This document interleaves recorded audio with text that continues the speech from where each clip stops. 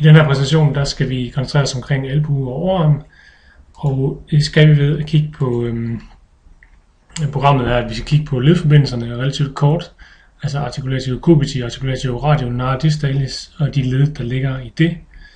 Og så skal vi kigge på musklerne i overarmen og en lille smule på nogle muskler i underarmen, som også har arbejde over de her forskellige led. Articulatio cubiti er den samlede betegnelse for 3 led i det led, som vi egentlig ofte bare tænker på som værende et led, altså i selve albueledet.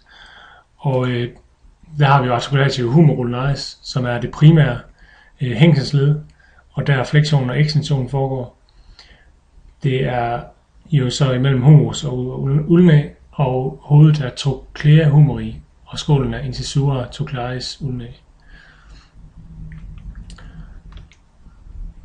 Der er også et led mellem humerus og radius, og det er egentlig et ægte kugleled, som arbejder i kombination med det led, vi lige har haft, humerulnaris, men funktionelt er det et drejled på grund af de ligamenter, der binder det ned.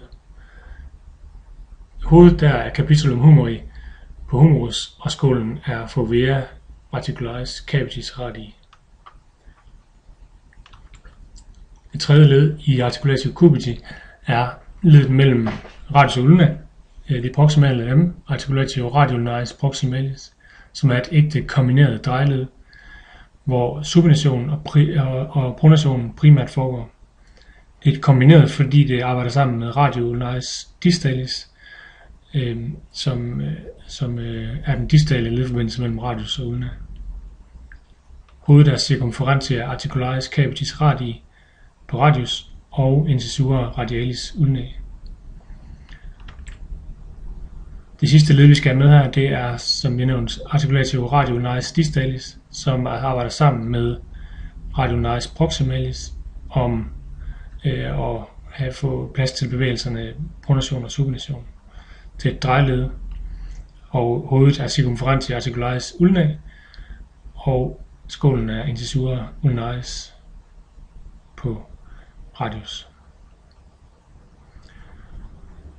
Så den primære bevægelse, flexion og ekstension, skal primært mellem humerus og ulnaris og ulnae, og den bliver til, fordi der sker også bevægelse i humero-radialledet. Så har vi primært supination og pronation i de 2 sidste led, radioulnaris proximalis og radioulnaris distalis. Derudover så er der en uægte ledforbindelse mellem radius og ulna, som hedder membrana interosea, som ligger, ligesom membrana interosea ligger mellem de 2 underbensknogler, så ligger den her mellem de 2 underarmsknogler. De vigtigste ligamenter i det her, det er ligamentum annulare radii. Det sørger for, at articulatio radioulnaris proximale det bliver styret, så vi kan få den der frie rotation af magenaksen, der giver supinationen og pronationen. Så har vi ligamentum collaterale mediale, eller det bliver også nogle gange betegnet som ligamentum collaterale ulnare, fordi det ligger på den ulnare side. Og det er jo så valgus stress, eller valgus, som det begrænser, som det sørger for, at der ikke sker for meget af. Og tilsvarende har vi ligamentum collaterale laterale, eller radiale, som begrænser barus. Det der er med ligamentum collaterale laterale, det er, at det også at det hæfter i ligamentum annulare radii. Altså ligamentet her hæfter i ligamentum annulare radii, så at vi ikke får begrænset netop pronationen og supinationen. Så går vi til musklerne, hvor der er rigtig mange muskler, specielt i underarmen. I overarmen er der ikke så mange, men der er 21 alene i underarmen, så det er en ganske seriøs omgang, vi skal omkring, inden vi er helt færdige. Den opdeling, som vi taler om her, det er Det er de muskler, der fungerer primært over articularis cubitus, og det led, som vi også har snakket om her. Og nogle af dem har vi så haft, fordi vi også har haft dem omkring skulderen, fordi de har funktion der. Så først, inden vi tager lige og snakker omkring de forskellige muskler, så snakker vi i det her tilfælde om de primære fleksorer og ekstensorer, fordi der er en hel masse sekundære fleksorer og ekstensorer over albuen. Og når der i litteraturen står epicondylus lateralis humeri, eller man populært bare snakker om den laterale epicondyl, så er det det samme som caput commune extensorum.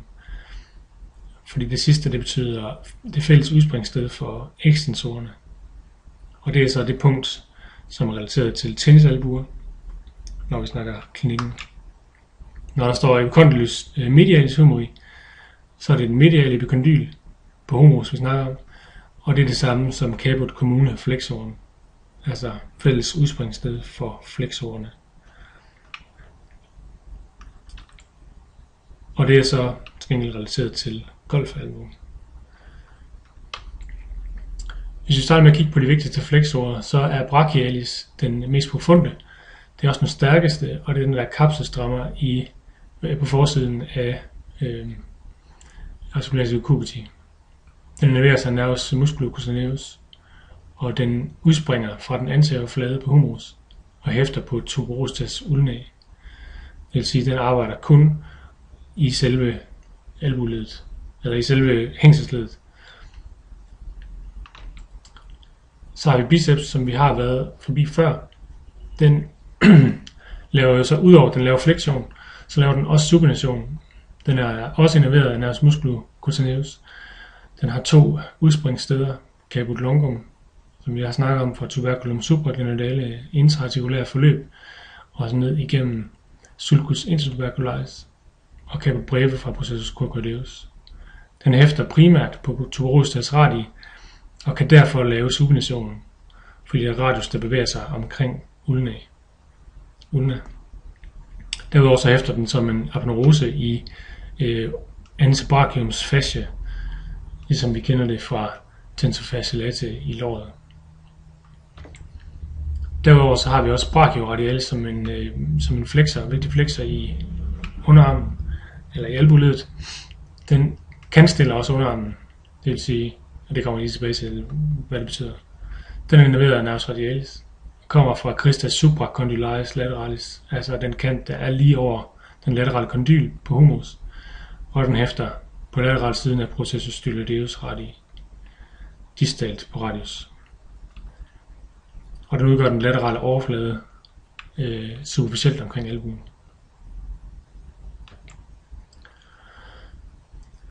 Så er der en muskel med i overarmen, som kun har funktion i skulderledet, men som vi lige tager med her. Det er musculus coracobrachialis, der flekterer i skulderledet og innerveres af nervus musculocutaneus. Den udspringer fra processus coracoideus på scapula og hæfter medials på midten af humerus. Men den har altså ikke nogen funktion over albuledet. Triceps er den vigtigste ekstensor. Den er også kapselstrammer bagpå, og den har 3 hoveder, som vi har snakket om. Caput longum fra tuberculum infraglenoidale. Det er det, der også gør, at den kan ekstendere i skulderledet. Så har den caput mediale, som udspringer medialt fra sulcus nervus radialis, og caput lateralt fra sulcus nervus radialis, lateralt og proximalt. Den hæfter alle sammen på olecranen. En coneus er en lille muskel, som hjælper til med at lave ekstensionen. Nogle kalder det fjerde hoved af triceps, ligesom så den minder om quadriceps. Den udspringer fra den posteriore flade på epicondylus lateralis humeri, og så hæfter den proximalt på bagfladen af ulnae, og laver som sagt ekstension. Supinatorer, der har vi biceps, som er den stærkeste supinassa på flekteret arm, og derudover så har vi musculus supinassa, som ligger på front og radialt. Den innerveres af nervus radialis. Den har også 2 hoveder fra epicondylus lateralis humeri og det kollaterale laterale ligament til Og så fra crista musculus supinae på ulna, den har sin egen lille navn der på ulna. Og så hæfter den på den proximale tredjedel af den laterale flade på radius. Så den kommer bagfra og lateralt fra, drejer sig rundt om armen og hæfter der på radius. På den måde kan den bevæge radius omkring ulna og lave en supination. Musculus brachioradialis kan også supinere, men jeg har skrevet den i parentes, fordi det er det der med, at den kan stille underarmen. Det vil sige, fra en fuldt proneret underarm, så kan den stille den op på siden, så armen står på siden, men den kan ikke lave den fulde supination. Pronationen den laves primært af musculus pronator, som ligger mest radialt i det overfladiske lag af de 4 lag, der er af flexorerne på underarmen, eller på forsiden af underarmen. Den innerveres af nervus medianus og har også 2 hoveder, hvor nervus medianus løber lige imellem. Den kommer som fra den mediale epicondyl, og den hæfter på over for processus coenoideus, som er spidsen på ulna, og så hæfter den på den mediale tredjedel af radius. Igen, på den måde kan den bevæge radius omkring ulna. Og en mindre muskel i det dybeste lag, meget distalt på underarmen, er musculus pronator quadratus. Det er en firkantet muskel, som udspringer fra den distale fjerdedel af margo anterior på ulna, og hæfter på den distale fjerdedel af margo anterior på radii. På den måde igen kan den lave pronationen. Og på samme måde har vi brachioradialis med her, som fra en fuldt supineret underarm kan kanstille underarmen. Det var musklerne. Hvis vi kigger på dem lidt mere grafisk, så kan vi se her er triceps med caput longum, tuberculum supra eller infrageminale. De 2 caput laterale her og caput mediale, hvor sulcus nervi radialis, altså nervus radialis, løber imellem her til hæfte på olecranon. Derudover så har vi lille anconeus, som ligger her. Så på den måde giver det god nok mening, at man snakker om det som det fjerde hoved. Den ligger ret tæt opad. Det er jo klart, at det er triceps, der er den primære ekstensor. Når vi så putter lidt mere på, stadigvæk set posteriort fra, så kan vi se igen her caput longum og caput laterale og mediale. Her kommer så også brachioradialis med, som er den overfladiske del der på underarmen. Og under den, det kommer vi tilbage til, når vi tager fat i musklen omkring underarmen, hvad det er, der ligger lige under den. Herfra kan vi også se biceps, caput longum her, på det her billede her. Og heroppe selvfølgelig deltoideus, der er skåret over. Her kommer så triceps med sin kraftige aponeurose, sin kraftige sene her, der går i olecranon.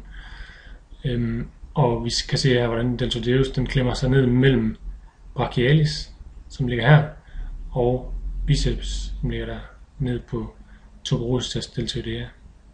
Igen er det brachioradialis, der ligger her.